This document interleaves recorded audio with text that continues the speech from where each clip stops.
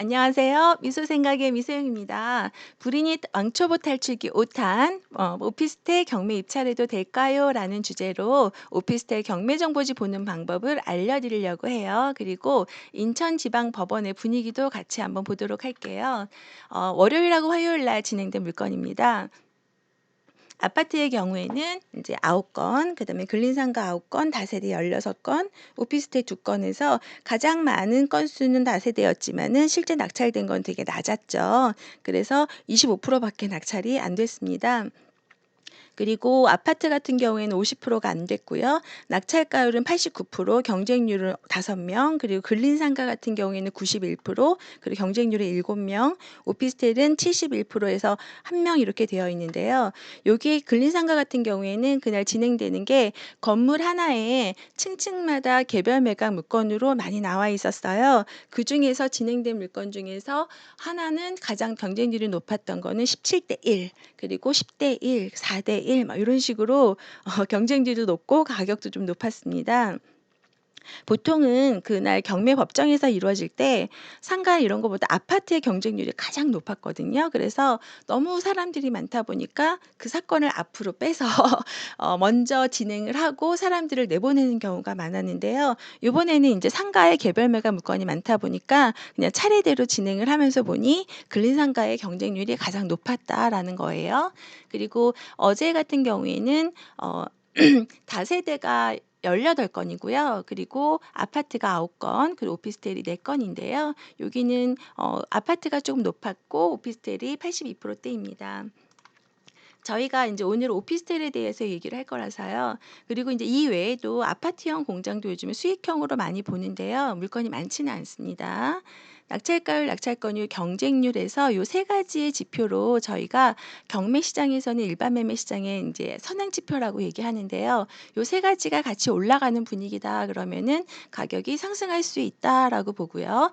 요 세 가지가 같이 내려간다라고 하게 되면 하락할 수 있다라고 저희가 보고 있습니다. 그래서 요런 그래프를 보려고 하게 되면은 저희가 이제 가공해서 만들기도 하지만 기존에 나와 있는 그래프는 이렇게 볼 수도 있어요.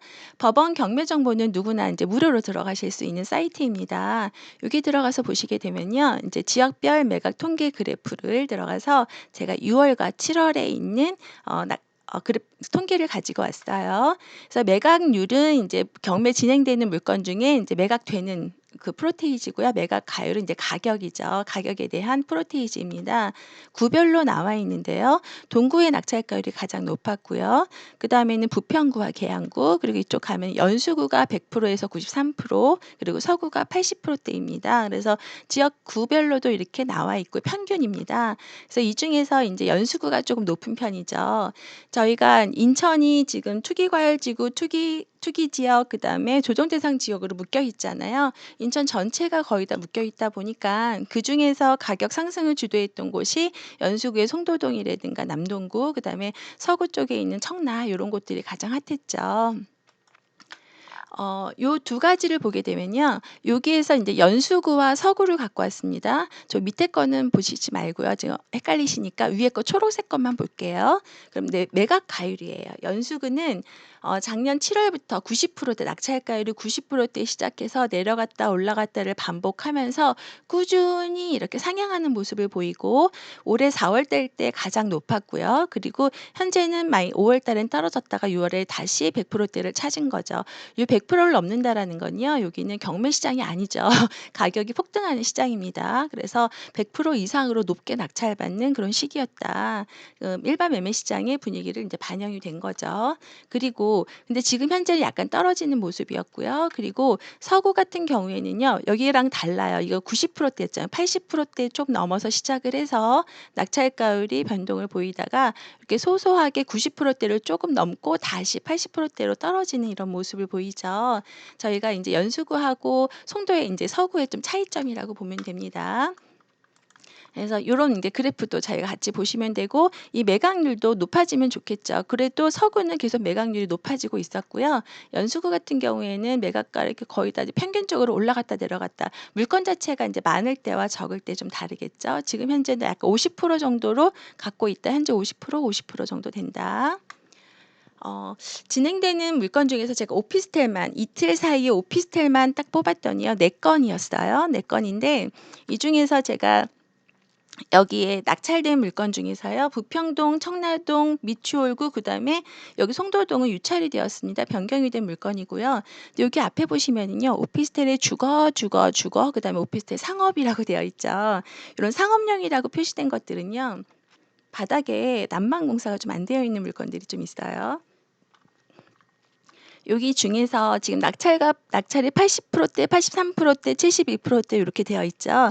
요 중에서 저희가 이 그림만 보고는 좀 알 수는 없지만 이 오피스텔을 접근하실 때요. 그 상업 지역에 다세대가 밀집된 지역에서 하나 올라가서 오피스텔이 있는 것과 그리고 기존의 단지 택지 형식으로 조성된 단지와 함께 있는 오피스텔이 조금 다르거든요. 그래서 이 중에서 제가 이 청라동에 있는 오피스텔로 오늘 설명을 한번 드려보도록 할게요.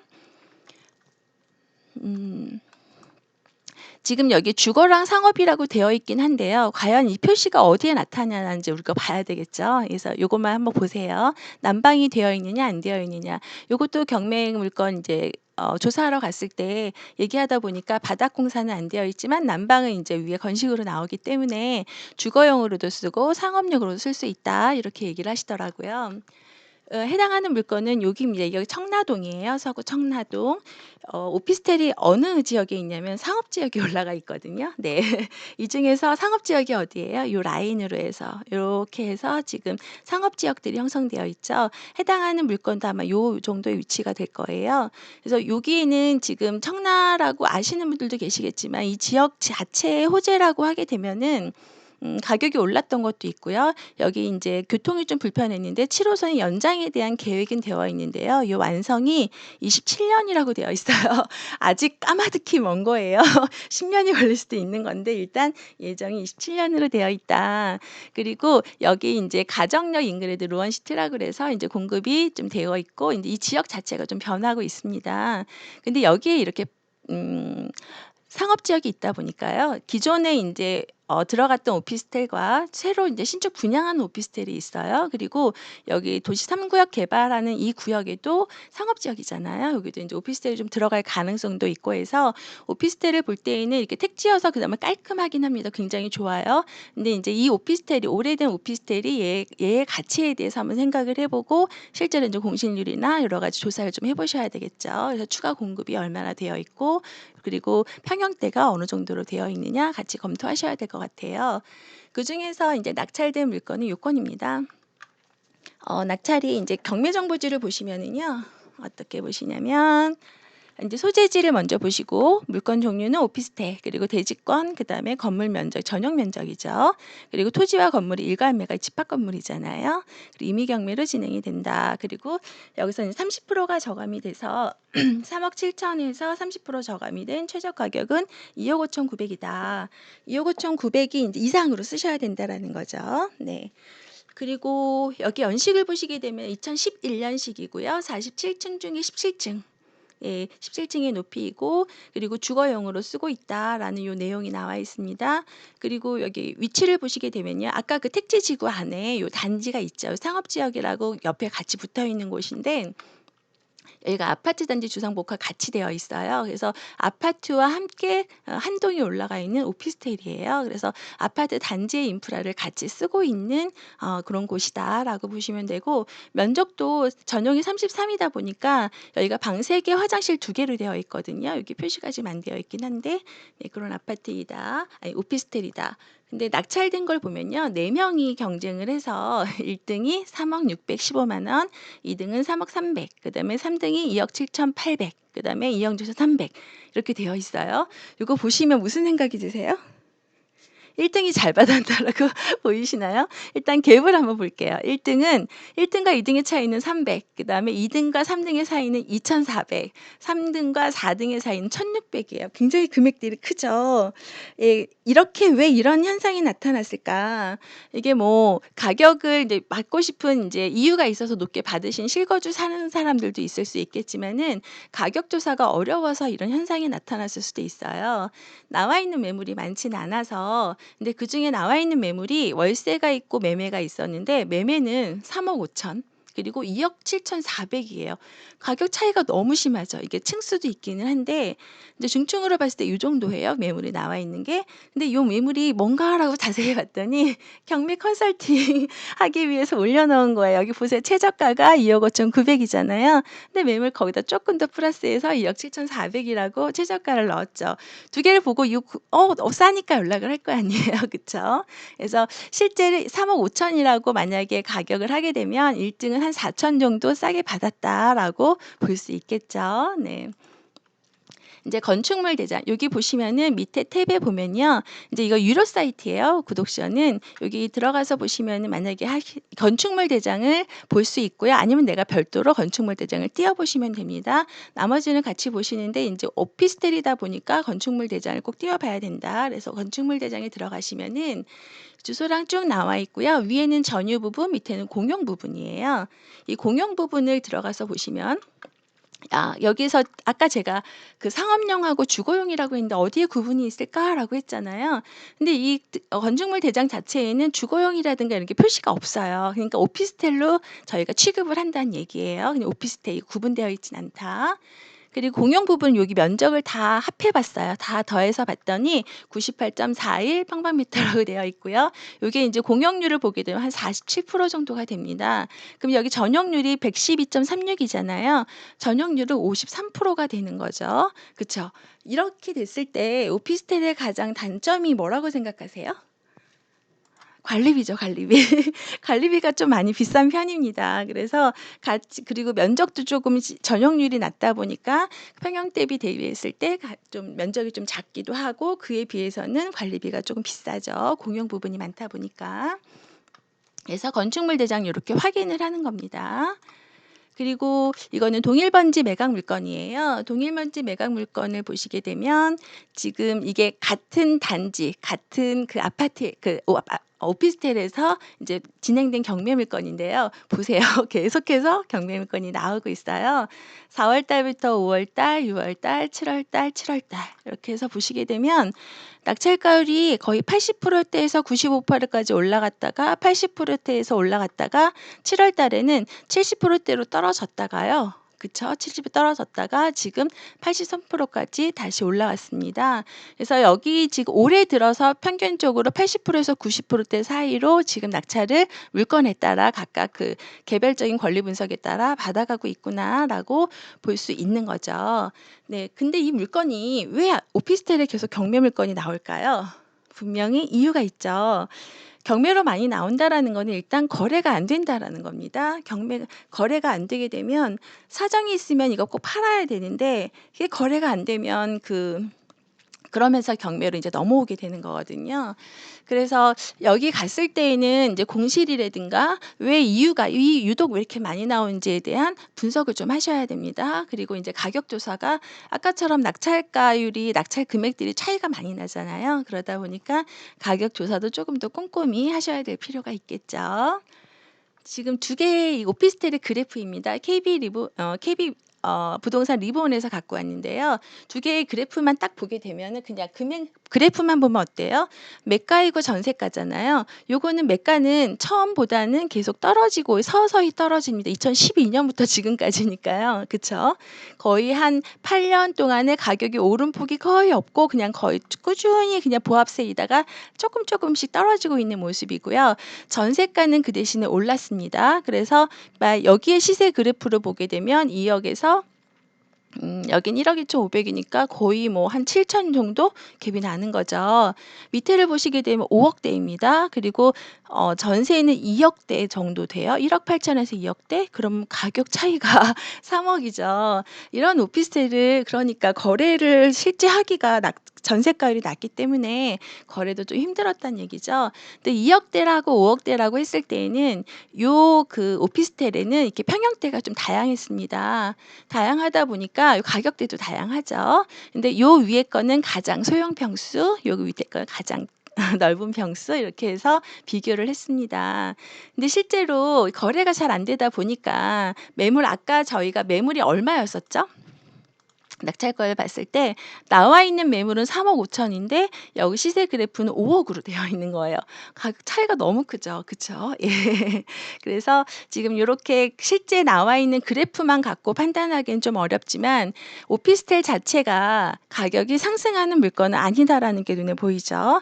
청라 지역이 전반적으로 가격이 떨어지긴 했지만 최근에 가격이 많이 올랐잖아요. 그럼에도 거래라는 자체가 없었기 때문에 가격 상승 자체가 좀 힘들었다. 이 모습은 어떻게 보면 오피스텔의 그냥 전형적인 모습이라고 보시면 됩니다. 그러면 밑에 같은 위에 거 같은 경우 소형은 저희가 임대 수익 목적으로 들어갈 수 있겠죠. 그런데 이렇게 금액대가 큰 뭐 3억에서 5억대 되는 거는 거의 실거주용으로 들어갈 가능성이 많죠. 그러다 보니까 지금 시세 차익 오피스텔이어도 시세 차익으로 가느냐 임대 수익으로 가느냐에 따라서 목적을 정확히 하시고 그리고 접근을 하셔야 되겠죠. 네. 가격 상승하지 않는 거는 최대한 싸게 받아야 메리트가 있다. 그렇지 않으면 좀 의미가 없죠. 네. 제가 지난번 4탄 때 오피스텔에 대해서 좀 말씀을 드렸는데요. 거기에서 보시게 되면 저희가 이게 오피스텔이다 보니까 주거로 치느냐 안 치느냐에 따라서 좀 세금이 되게 많이 달라졌다라고 했죠. 그래서 주거용으로 세입자를 들이면은 이건 주택으로 본다라고 말씀을 드렸기 때문에 만약에 주거용 오피스텔이라고 되어 있으니까 만약에 여기에 이제 사업용으로 해서 뭐 업무용으로 들었다 하게 되면은 어떻게 해요? 거기 이제 세금 계산서라든가 이런 사무실 증명하는 서류들을 좀 내면은 됩니다. 여기가 업무용이냐 주거용에 따라서 이제 과세 방식이 다르다라는 거죠. 지금 세금에 대해서는 그때 말씀드렸던 겁니다. 취득세 4.6%, 부가세를 내야 하고 월세에 대해서 그다음에 이제 처음에 분양으로 했을 때에는 부가세도 환급받는데 분양이 아닌 일반 매매는 여기 상관이 없죠. 그리고 양도세, 재산세는 이제 상업용으로 나오는데 주택으로 신고하면 주택으로 좀 저렴하게 받을 수 있다. 그리고 양도세하고 종부세는 이제 주택으로 취급을 하는 거죠. 이 전입을 하게 되면. 그리고 이 인천 서구가 투기과열지구예요. 투기과열지구가 주택이 지금 대출이 안 나오잖아요. 근데 규제 지역인데 오피스텔은 대출이 나옵니다. 그래서 어떻게 보면은 아파트나 주거용들은 대출이 힘든데 그에 비해서 대출이 나오다 보니까 아무래도 이렇게 그쪽으로 좀 가는 분위기가 있을 수 있다라는 거죠. 그리고 청약하는 부분에서는 여기는 주택으로 세금에선 취급은 하지만 주택수는 포함이 안 되기 때문에요. 무주택 유지가 가능하니까 이런 장점들을 이용을 해서 대출과 이런 장점들을 이용해서 오피스텔을 접근하시면 될 것 같습니다. 오늘은 이제 인천지방법정의 이런 분위기하고 전반으로 봤을 때는 상가는 경쟁률이 높았고요. 낙찰가율도 높았다. 그리고 오피스텔도 낙찰가가 올라가고 있는 중이었고 아파트는 상대적으로 경쟁률이 좀 떨어졌습니다. 가격은 그냥 어느 정도 이제 인정은 하는데요. 경쟁률 자체가 많이 떨어졌다. 이거는 뭐죠? 법인은 이제 법인하고 지금 개인의 명의를 쓰잖아요. 근데 상가 오피스텔에는 법인 명의가 많이 들어왔어요. 특히 상가에 법인 명의가 좀 많았고요. 개인은 아파트에는 법인은 거의 안 들어왔던 것 같아요. 제가 이렇게 부르잖아요. 들었을 때에는. 그래서 개인이 많이 집중이 되어 있다라고 보시면 될 것 같습니다. 그래서 오늘은 인천지방법원의 분위기도 같이 알려드리고 오피스텔에 대한 이야기를 했습니다. 오늘 내용 괜찮으셨다면 좋아요, 구독하기, 알림 설정 부탁드립니다.